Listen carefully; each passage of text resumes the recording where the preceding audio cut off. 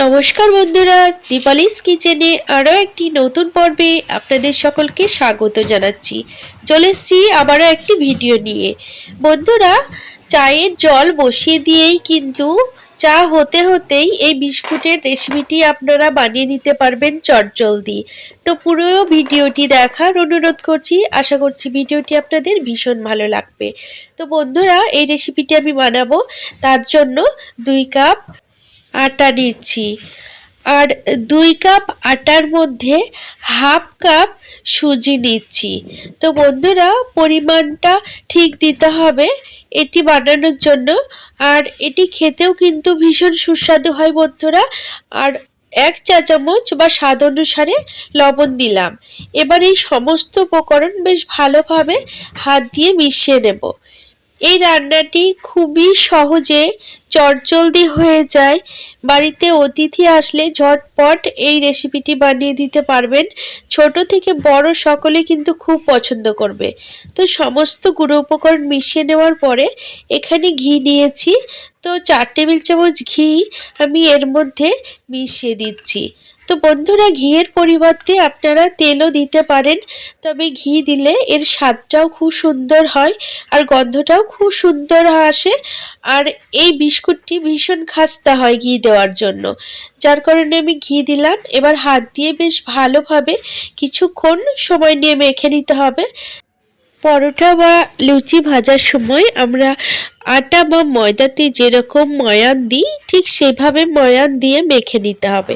তো বন্ধুরা, এটি একটুখানি সময় লাগে করতে, তবে এটি যতটা ময়ান দেবেন বিস্কুটটা কিন্তু ততটাই খাস্তা ও মুচমুচে হবে। বন্ধুরা, এই ভিডিওটি যদি আপনাদের ভালো লাগে তাহলে অবশ্যই একটি লাইক করে দেবেন, কারণ আপনাদের একটি লাইক আমার কাছে ভীষণ মূল্যবান। তো বন্ধুরা, এখানে ময়ান দেওয়া হয়ে গেছে। ময়দা বা আটাতে ময়ান দেওয়া হয়ে গেলে এইভাবে হাতের মধ্যে যদি দলা পেকে যায় তাহলে বুঝতে হবে ময়ান দেওয়া হয়ে গেছে। তো এখানে দেখতে পাচ্ছেন আটা এখানে দলা পেকে আসছে আমার হাতে, যার কারণে বুঝতে হবে ময়ান দেওয়াটা খুব ভালো মতো হয়ে গেছে। তো বন্ধুরা, এটি আমি সরিয়ে রাখলাম। এবার একটি বাটি নিয়েছি, এই বাটিতে হাফ কাপ মতো চিনি দিলাম আর হাফ কাপ দুধ দিচ্ছি। তো দুধ আমি ভালো করে গরম করে নিয়েছিলাম। এবার আমি এই দুটো উপকরণ বেশ ভালোভাবে চামচ দিয়ে কিছুক্ষণ নাড়াচাড়া করে মিশিয়ে নেব। তো চিনি কিন্তু দুধে সম্পূর্ণভাবে গুলে যাবে না, এইভাবেই থাকবে। তো এখন আমি এটিকে 1 থেকে 2-3 চামচ করে দেব আর আটাটা ভালোভাবে মেখে নেব। একসাথে দেব না, কারণ একসাথে দিলে ঠিক আটা মাখাটা হবে না, তো খারাপ হয়ে যেতে পারে। যার কারণে আমি অল্প অল্প করে দেব আর অল্প অল্প করে মিশিয়ে নেব। আলাদাভাবে কিন্তু আমি এতে আর চিনি দিইনি, এইভাবে দুধের সাথে মিশিয়ে চিনি দিয়েছি, এতেই কিন্তু যথেষ্ট মিষ্টি হবে। তো বন্ধুরা, দেখতে পাচ্ছেন অল্প অল্প দুধ দিয়ে খুব সুন্দরভাবে আটাটাকে মেখে নিয়েছি। এবার একটি ডো মতো তৈরি করে নিয়েছি।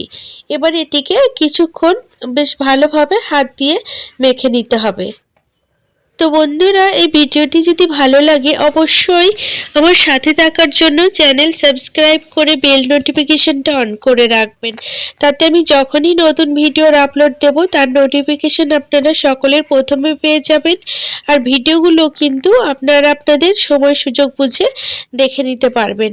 তো বন্ধুরা, এখানে ডো তৈরি করে নিয়েছি, এবার 2 ভাগ করে নিলাম। এখন আমি এখানে একটি প্লাস্টিক নিয়েছি। এবার এই প্লাস্টিকের ওপরে এই ময়দার একটি ডো নিচ্ছি। এবার এই ডোটিকে প্লাস্টিকের ওপর রেখে বেশ ভালোভাবে বেলে নেব।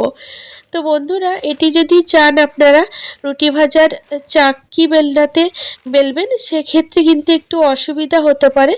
যার কারণে এইভাবে প্লাস্টিকের ওপরে বেললে খুবই সুবিধা হবে। আপনারা চেষ্টা করবেন এইভাবে একটি প্লাস্টিকের ওপর রেখে বেলে নিতে। তো আমি দেখতে পাচ্ছেন প্লাস্টিকের মধ্যে রেখে বেলে নিয়েছি। আর এই রকম একটি ঢাকনির সাহায্যে কিন্তু গোল গোল শেপ দিয়ে কেটে নেব। তো শেপটা আপনারা আপনাদের পছন্দ মতো করে নিতে পারবেন। আমার কাছে এখানে আর কোনো কাটার ছিল না, যার কারণে আমি ঢাকনি ব্যবহার করেছি। আপনাদের কাছে কাটার থাকলে সেটি দিয়ে খুব ভালোভাবে বিস্কুটগুলো আকারে কেটে নিতে পারবেন। তো দেখতে পাচ্ছেন বিস্কুটগুলো খুব সুন্দরভাবে কেটে নিয়েছি। প্রত্যেকটি বিস্কুট উঠে আসছে সুন্দরভাবে, লেগে কিন্তু যাচ্ছে না। তো বন্ধুরা, এখানে এইভাবে আমি সমস্ত আটা থেকে বিস্কুটগুলো কেটে নিয়েছি, দেখতে পাচ্ছেন খুব সুন্দর হয়েছে। তো এগুলোকে আমি তেলে ভেজে নেব। তার জন্য এখানে কড়াই তেল গরম করে রেখেছি। এখন এই তেলের মধ্যে একটা একটা করে বিস্কুট দিয়ে দিচ্ছি। এখন মিডিয়াম টু লো ফ্লেমে ভালো করে ভেজে নেব।